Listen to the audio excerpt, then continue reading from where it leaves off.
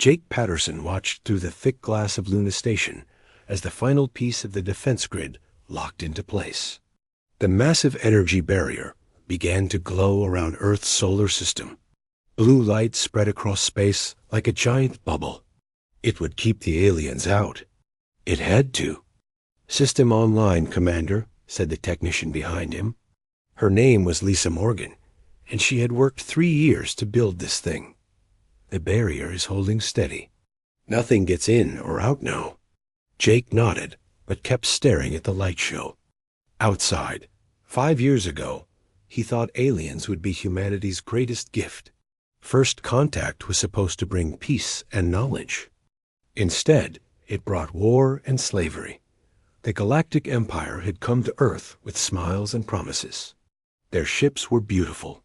Their technology was amazing. Their leader, Emperor Vex Thul, spoke of friendship between species. Jake remembered watching the landing on television. Everyone was so excited. That excitement died fast. The Empire wanted to put humans in cages. They called Earth a primitive world that needed management. They said humans were too violent and stupid to govern themselves. The Emperor offered to take care of humanity like pets in a zoo. President Scott told them to leave. The Empire laughed.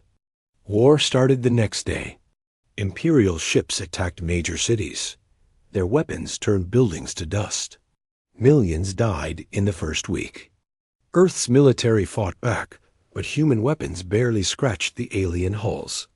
Then something unexpected happened. Humans began to learn. They studied every piece of alien wreckage. They captured enemy soldiers and questioned them.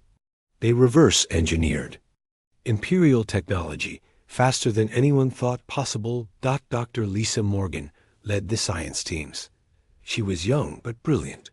Her team took apart alien power cores and weapon systems. They learned how Imperial shields worked. They figured out alien computer systems. Within months, human technology jumped forward by centuries. The war lasted 2 years. Humans built better ships using alien designs. They created new weapons that could hurt Imperial forces. They developed tactics the Empire had never seen before. Slowly, humanity began to win battles. But winning battles was not enough. The Empire had thousands of worlds and millions of ships. Earth had one planet and a few colonies. Even with better technology, humans could not win a long war. That was when Lisa suggested the barrier plan. "We cannot beat them in open war," she told the military leaders. "But we can hide. We can build a wall around our solar system. Give ourselves time to grow stronger." The plan was crazy. No one had ever built something so large. The energy requirements were enormous. It would take every resource humanity had. Built it anyway. Construction took 3 years. Every human colony contributed materials. Mars became a giant factory. The asteroid belt was mined clean. Jupiter's moons provided rare elements. Earth's population worked around the clock. The Empire tried to stop construction many times. Their ships attacked the building sites. Human defenders fought them off. Jake commanded the outer patrol fleet during those dark days. His job was to keep Imperial scouts away from the construction zones. His ships used new stealth technology developed from captured alien equipment. Human engineers had improved the original designs. Now human vessels could hide from Imperial sensors completely. Jake's pilots called themselves ghosts. They struck Imperial patrols and vanished before reinforcements arrived. The last major battle happened 6 months ago.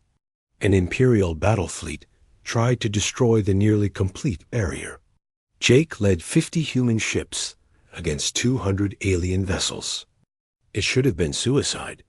Instead, it became humanity's greatest victory. Human ships were smaller but faster. Their weapons were weaker but more accurate. Their shields were thinner but more flexible. Most importantly, human pilots thought differently than alien ones. Imperial tactics were rigid and predictable. They followed ancient battle plans that had conquered 1,000 worlds. Human tactics were creative and chaotic. Earth's pilots made up new strategies during the fight. Jake remembered the moment when everything changed. His ship, the Defender, was surrounded by 6 Imperial cruisers.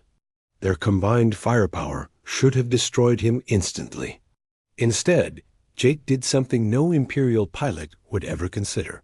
He rammed the nearest enemy ship. Defender's reinforced hull punched through the Imperial vessel's shields.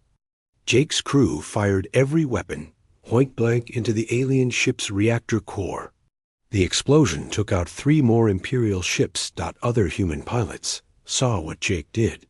They began ramming enemy vessels all across the battlefield. Imperial forces had never faced opponents willing to sacrifice themselves for victory. The alien fleet retreated in confusion. That battle convinced the Empire that humans were truly dangerous. They pulled back their forces and began planning a massive invasion. Intelligence reports suggested they were gathering ships from across the galaxy. The barrier came online just in time. Jake stood on Luna Station and watched the blue light seal humanity away from the galaxy. No Imperial ship could pass through the energy field. No alien signal could penetrate it. Earth and its colonies were completely isolated. "Sir," Lisa said behind him, "we are getting reports from all colonies. The barrier is working perfectly. Imperial forces are pulling back to safe distances." Jake turned to face her. "How long will it hold?" "Forever, if we maintain the power stations. The energy field feeds on solar radiation and cosmic background radiation. As long as the sun shines, the barrier will protect us." "And how long until we are strong enough to take it down?" Lisa smiled. "That depends on how fast we can learn and grow. Inside this barrier, we have everything we need. Raw materials from the asteroids, energy from the sun, space to build new colonies. Most importantly, we have time." Jake nodded and looked back at the barrier.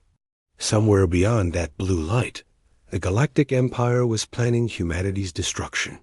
They thought the barrier was a sign of weakness. They thought humans were hiding like scared children. They were wrong. Humans were not hiding. They were preparing. In the months since the barrier activated, new technologies appeared every day. Fusion reactors became more efficient. Ship designs improved constantly. Weapons grew more powerful. Most importantly, the human population was growing. New colonies were being built throughout the solar system. Mars now had 50 million people. The asteroid belt supported hundreds of mining stations. Europa and Titan were becoming major industrial centers. Even Venus was being terraformed using alien atmospheric processors. Jake walked to his command station and pulled up the latest reports. Ship construction was ahead of schedule. The new orbital shipyards around Saturn were producing vessels that surpassed Imperial designs. Weapon development was progressing faster than expected, but the most important number was at the bottom of the report. Population growth, 15% per year, and rising. In 10 years, humanity would have 5 billion people spread across dozens of worlds. Their technology would be centuries ahead of anything the Empire possessed. Their military would be larger and more advanced than any force the galaxy had ever seen. Jake smiled as he looked at the blue barrier surrounding his home. The Empire thought they had trapped humanity behind a wall. They did not realize they had given Earth's children time to become gods. When the barrier came down, it would not be because humanity was ready to surrender. It would be because they were ready to conquer. Danny Brooks was eating breakfast when the impossible happened. His communication device buzzed with an emergency alert. Security breach at Europa Station. Intruder in the reactor room. No breach detected in station hull. Danny almost choked on his coffee. Europa Station was one of the most secure places in the solar system. It powered half of Jupiter's colonies. The reactor room was buried deep underground with 20 layers of security between it and the outside. This has to be a mistake, Danny said to himself as he rushed to the security center. But it was not a mistake. Amy Foster, a maintenance worker, had found something terrible in the reactor room. She was checking the cooling systems when she saw a figure in the shadows. At first, she thought it was another worker. Then she saw the 6 arms and the scaled skin dot an Imperial spy was standing next to the main reactor. Amy screamed and hit the alarm button. Security teams rushed to the scene. They found Amy shaking in the corner and pointing at empty air. The alien was gone. But the security cameras had recorded everything. Danny watched the recording with growing horror. The alien appeared out of nowhere. One moment, the reactor room was empty. The next moment, a 6-armed Imperial agent was standing there. No doors had opened. No walls had been broken. The creature had simply appeared like a ghost. How is this possible? Asked Captain Ryan Hayes, who had come to investigate. The barrier is still up. Our sensors show no breaches anywhere. Danny ran every test he could think of. The station's hull was intact. The airlocks were sealed. The security system showed no unauthorized entries. Yet somehow, an Imperial spy had gotten inside their most protected facility. This was just the beginning. Over the next week, similar incidents happened across the solar system. An Imperial agent was found on Mars in a weapons factory. Another appeared on Luna Base near the command center. A third was discovered on Titan inside a fuel depot. Each time, the pattern was the same. The aliens appeared inside secure areas, without triggering any alarms.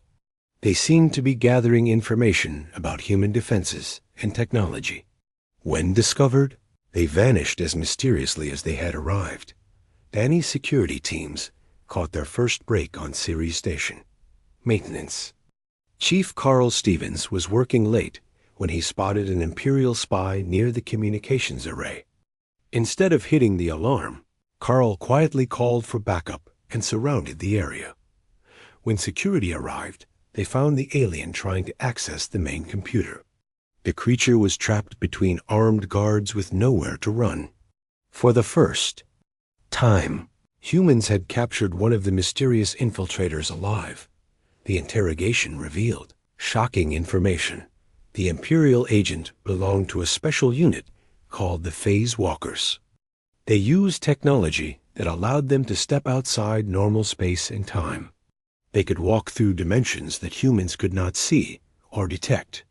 The barrier that protected humanity only existed in normal space. It could not stop enemies who traveled through other dimensions. "Your wall is useless," the prisoner said through a translator device. "We can appear anywhere we wish. Your colonies, your ships, your homes, nothing can stop us." Dr. Kevin Turner, a scientist who studied dimensional physics, was called in to examine the captured aliens' equipment. What he found terrified him. The Phase Walker carried a small device that could tear holes in space itself. The device created doorways between dimensions. The user could step through one dimension and emerge anywhere in normal space. The barrier that humanity thought made them safe was completely bypassed. "This changes everything," Kevin told Danny during an emergency meeting. "If the Empire has this technology, they can send armies into our solar system without breaking the barrier. They can appear inside our most secure facilities. They can assassinate our leaders, destroy our infrastructure, or steal our technology." Danny felt sick. Humanity had spent 3 years building the perfect defense. They thought they were safe behind their energy wall. Now they discovered that the Empire could walk through dimensions, like stepping through doorways. More infiltrations followed. Imperial agents appeared on research stations, military bases, and civilian colonies. They seemed to be mapping human defenses and studying human technology. Some tried to sabotage important facilities. Others attempted to kidnap key scientists.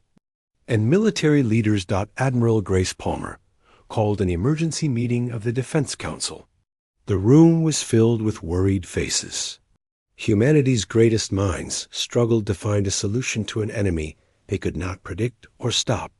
"We need to understand this technology," Palmer said. "If we cannot detect them coming, we cannot defend against them." Dr. Lisa Morgan, who had designed the barrier, looked defeated. "I never considered dimensional travel. The mathematics are incredibly complex. It would take years to develop countermeasures." "We do not have years," Palmer replied. "Intelligence suggests the Empire is preparing a major operation. These infiltrators are scouts. They are preparing for something bigger." Kevin Turner had been studying the captured phase walk device for days without sleep. His eyes were red with exhaustion, but he had made progress. "I think I can build a detector," he announced. "The phase walk process leaves energy traces in normal space. They are very faint, but they are there. If I can amplify the sensors enough, we might be able to detect dimensional intrusions." It was their only hope. Working around the clock, Kevin's team built prototype detectors and installed them at critical facilities. The first test came 3 days later when sensors at Mars Central detected a dimensional disturbance. Security teams rushed to the location and found an Imperial spy trying to access the planetary defense computers. This time they were ready. The alien was captured before it could escape back to its dimension. Danny felt the first spark of hope in weeks. "We can detect them. Now we need to learn how to stop them." The second captured phase walker provided more information under interrogation. The Empire had developed this technology specifically to defeat humanity's barrier. Thousands of Imperial agents were being trained in dimensional warfare. A massive infiltration was planned for the near future, but the prisoner also revealed something important. The phase walk devices required specific dimensional frequencies to operate. If those frequencies could be disrupted, the technology would fail. Kevin Turner smiled for the first time in days. "If we can jam their dimensional frequencies, we can trap them in normal space where our weapons can reach them." The war was about to change.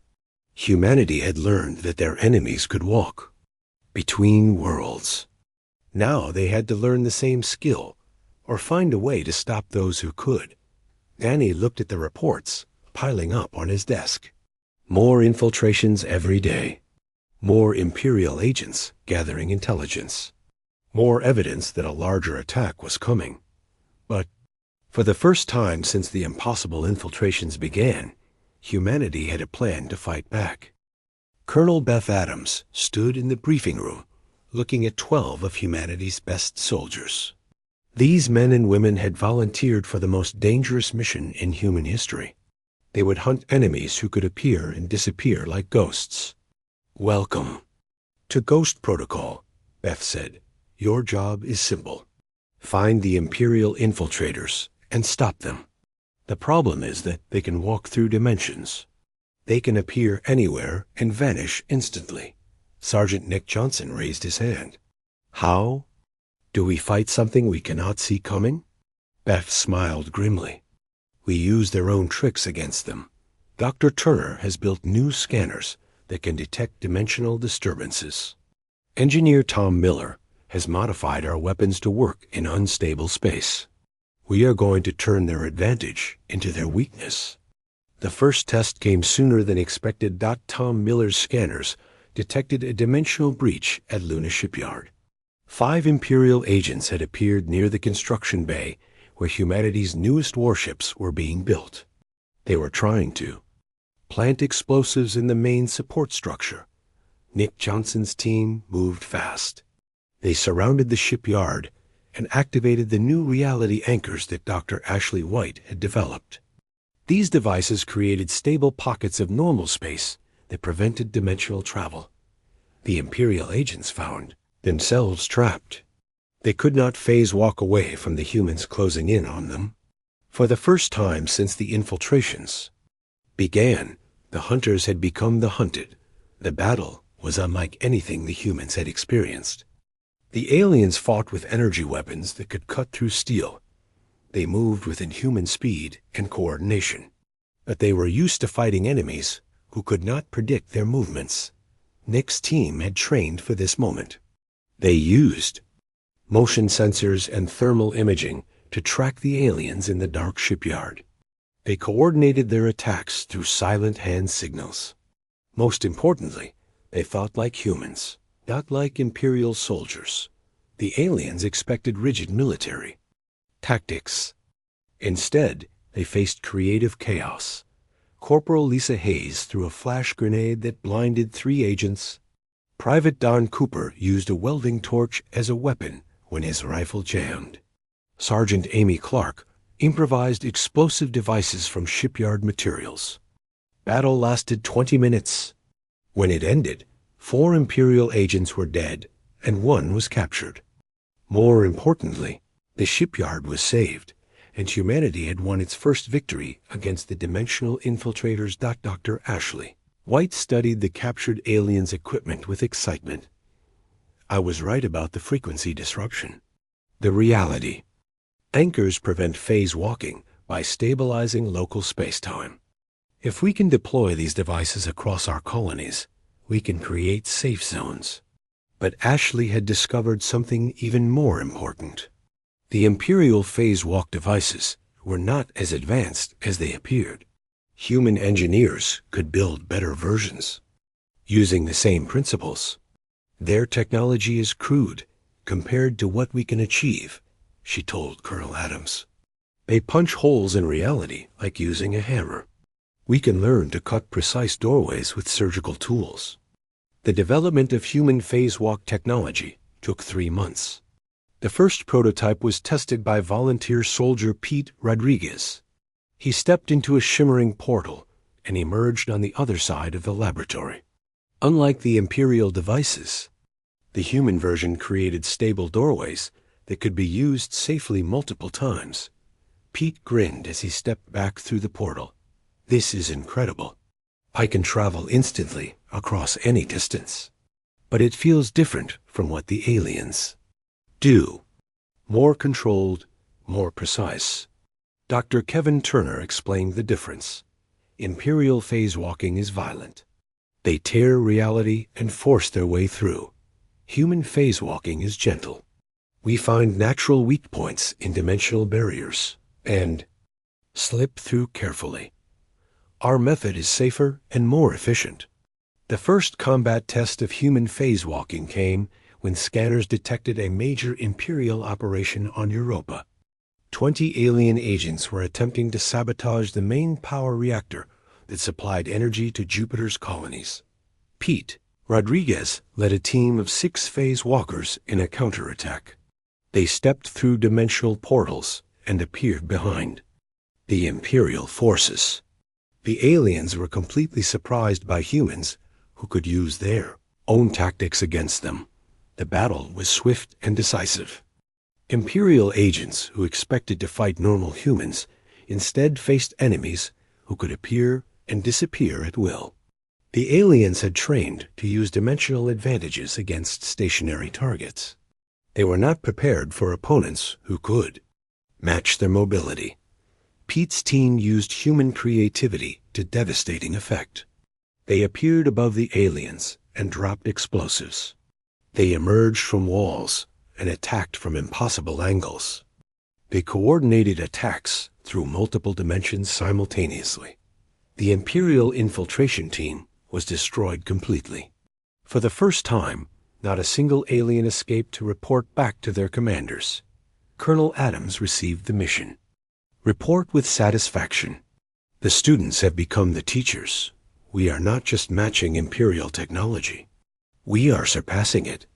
More victories followed. Human phase walker teams struck Imperial staging areas outside the solar system. Commander Jake Patterson authorized raids on alien supply depots and communication centers. Humanity was no longer defending.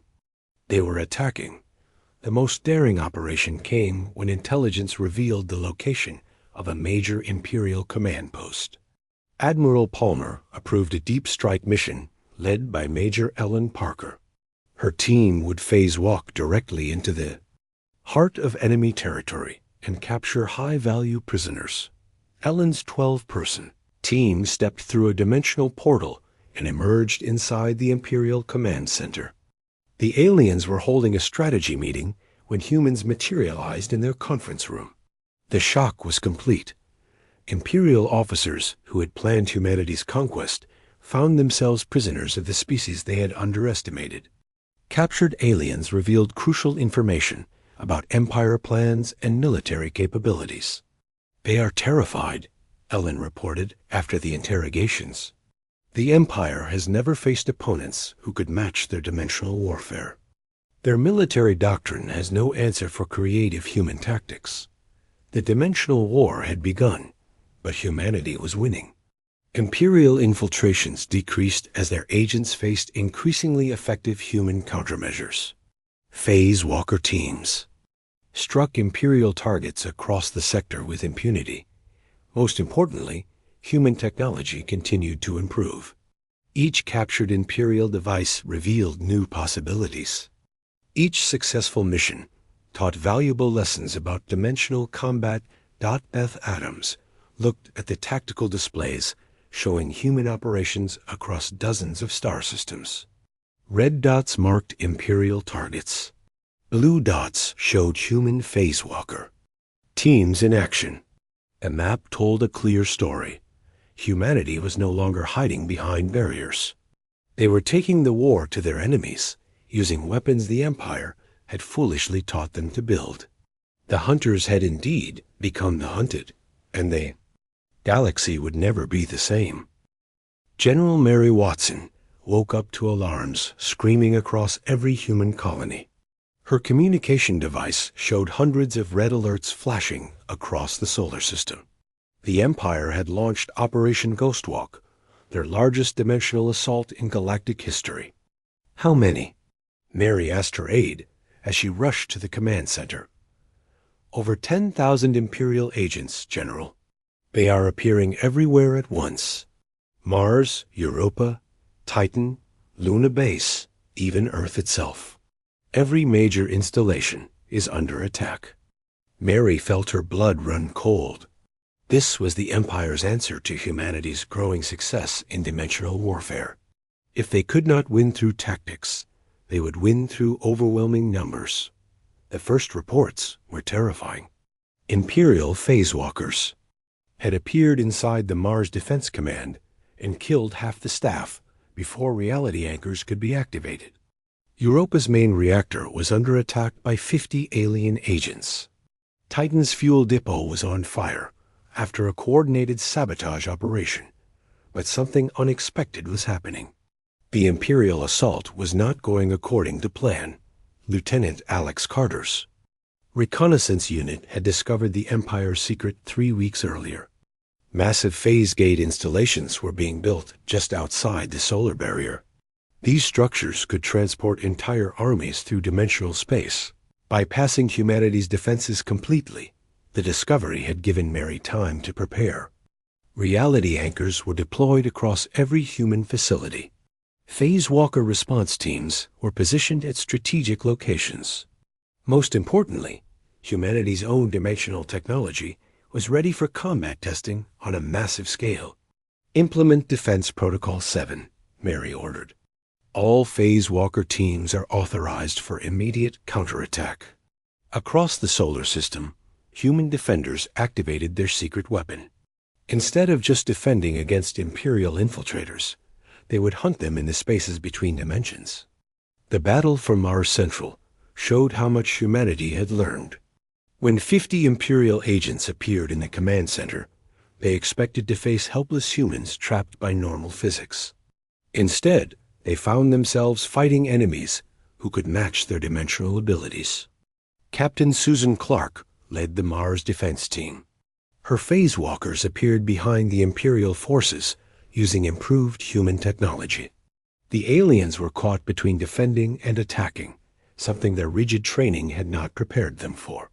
Human tactics are impossible to predict, one captured Imperial officer said later. You fight without honor or structure. You appear from directions that should not exist. You use weapons in ways that defy logic. The battle raged for hours. Imperial agents tried to destroy critical facilities, while human phasewalkers hunted them through multiple dimensions. The aliens had superior numbers, but humans had superior technology and tactics. Dr. Paul Jenkins had perfected humanity's phase walk devices, just in time for the assault.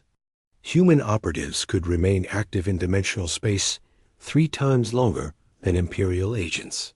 They could travel greater distances with more precision. Most importantly, they could access dimensions the Empire did not know existed. Major Ellen Parker's dimensional commandos became legends during the assault. Her team appeared inside Imperial command ships outside the solar system and captured enemy officers in the middle of planning sessions.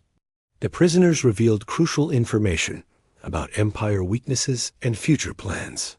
They cannot understand how we surpassed their technology so quickly, Ellen reported after one mission. Imperial development takes centuries of careful testing. Humans innovate and improve in months or even weeks. The turning point came when Admiral Susan Clark authorized Operation Backdoor. Instead of just defending against the Imperial assault, humanity would launch simultaneous attacks on Empire installations across the galaxy. Human phasewalker teams struck dozens of Imperial worlds at the same time. They appeared in weapon factories, communication centers, and military command posts. The Empire found themselves fighting defensive battles on their own territory, while trying to maintain their assault on human space. The dimensional war became a nightmare of impossible battles. Combat raged in twisted space-time where normal physics held no meaning. Soldiers fought enemies who could attack from above, below, and through dimensions that did not exist in normal reality. Lieutenant Colonel Frank Martinez led one of the most successful operations. His team discovered an Imperial dimensional research facility and captured the scientists working on advanced phase walk technology. The prisoners revealed that the Empire was terrified of human innovations and desperately trying to match human capabilities. We created dimensional warfare to defeat you, one Imperial scientist confessed. Instead, we gave you the tools to surpass us. Your species learns and adapts faster than anything we have encountered in our history of conquest. The battles continued for months. Imperial forces tried to destroy human colonies, while human commandos struck at the heart of the Empire itself. Cities on alien worlds woke up to find human soldiers in their government buildings. Imperial fleets discovered human saboteurs in their engine rooms. But the Empire's greatest fear was realized when Captain Luke Davis's task force achieved the impossible. Using captured intelligence about Imperial security systems, they planned the most audacious dimensional raid in human history.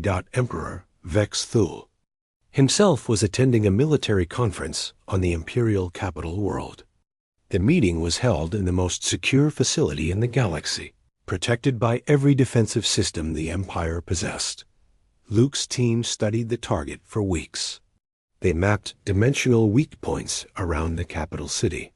They analyzed Imperial security patterns and guard rotations. They prepared for a mission that even other humans called impossible. The raid took place during the Yensible, Emperor's morning briefing with his top generals. 30 Imperial leaders were discussing how to defeat humanity when 12 human phase walkers materialized in the conference room. The shock was absolute. The most powerful beings in the galaxy found themselves staring at human soldiers who had appeared from nowhere. Emperor Vexthul, who had conquered thousands of worlds, was taken prisoner by the species he had tried to enslave. The capture of the Emperor changed everything. Imperial fleets across the galaxy received orders to cease all operations and return to defensive positions. The dimensional assault on human colonies stopped immediately. as the Empire struggled to deal with the crisis of their missing leader. Mary Watson received the news in her command center. The massive displays showing battles across the galaxy suddenly went quiet. Red alert indicators turned yellow, then green as Imperial forces withdrew from human space. General, her communications. Officer announced, "We are receiving a transmission from the Imperial fleet. They are requesting negotiations for the release of Emperor Vexthol." Mary smiled grimly. The Empire had started this war to put humanity in cages. Now their own leader was a prisoner, and they were begging for mercy from the species they had underestimated. The dimensional war was over, but the real victory was just beginning. President Jonathan Scott walked into the negotiation room and saw Emperor Vexthol sitting at a simple metal table. The ruler of 1,000 worlds looked small and defeated in his human-made prison uniform. Gone was the elaborate armor and ceremonial robes. Gone was the arrogance that had started this war. "Your Majesty," Jonathan said politely as he took his seat across from the alien leader. "I hope your accommodations have been comfortable." Vexthol's 6 eyes glared at the human president. "You dare to mock me, primitive? I am the Emperor of the galaxy. I have conquered species older and more advanced than your pathetic civilization. And yet here you are," replied diplomat Rachel Phillips, who had been chosen to lead the peace talks, "captured in your own capital by the primitive species you tried to enslave." The negotiations had taken weeks to arrange. The Empire's military leaders demanded their emperor's return. Humanity demanded recognition as an equal galactic power. Neither side wanted to continue a war that had already cost both civilizations enormous losses. Rachel opened the folder containing humanity's terms. "The Treaty of New Geneva is simple, Your Majesty. The Empire will recognize human sovereignty over all territory currently under our control. You will withdraw all Imperial forces from human space. Most importantly, you will acknowledge that humanity is not a primitive species requiring management." Emperor Vexthol laughed bitterly. "You think capturing me will change anything? The Empire has ruled the galaxy for 10,000 years. When I am returned, we will build new weapons. We will find new ways to defeat your dimensional tricks." Jonathan leaned forward. "Your Majesty, I do not think you understand your situation. This is not a negotiation between equals. This is a surrender ceremony." The Emperor's expression changed as he realized the truth. The humans were not bargaining from desperation. They were dictating terms from a position of absolute strength. General Frank Martinez entered the room carrying a tablet computer. "Sir, we have received responses from the other galactic powers. 47 different species have sent diplomatic messages supporting the human position." Rachel smiled as she read the messages. "It seems your empire was not as popular as you believed. Your Majesty, the Zephyrian Republic calls our victory liberation from imperial tyranny. The Crystalline Confederation offers to establish trade relations with humanity immediately." The truth was even more shocking than the Emperor realized. During the years of human isolation, secret communications had been established with dozens of alien species who hated imperial rule. They had quietly supported humanity's resistance efforts and were celebrating the Empire's defeat. Ambassador Claire Russell had spent months building these hidden alliances. Species across the galaxy had watched humanity's fight for freedom with growing admiration. When humans proved they could defeat the Empire's best troops, these alien nations revealed themselves as humanity's supporters. "The galaxy has been waiting for someone strong enough to challenge imperial rule," Claire explained to the stunned Emperor. "Humanity has proven that the Empire can be defeated. Other species are already declaring independence from your authority." Reports flooded in from across the galaxy. The Aquatic Collective had expelled imperial governors from their water worlds. The Silicon-based assembly had seized imperial mining operations in their territory. Even species that had been loyal imperial subjects for centuries were declaring independence. The empire was crumbling, and everyone knew it. Captain Luke Davis, the hero who had captured the Emperor, was given the honor of explaining the military situation.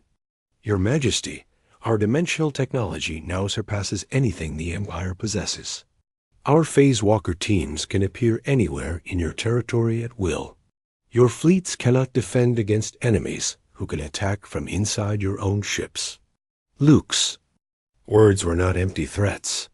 Human commandos had demonstrated their capabilities by striking Imperial installations across dozens of worlds. They had captured military leaders, destroyed weapon factories, and stolen advanced technology without the Empire being able to stop them.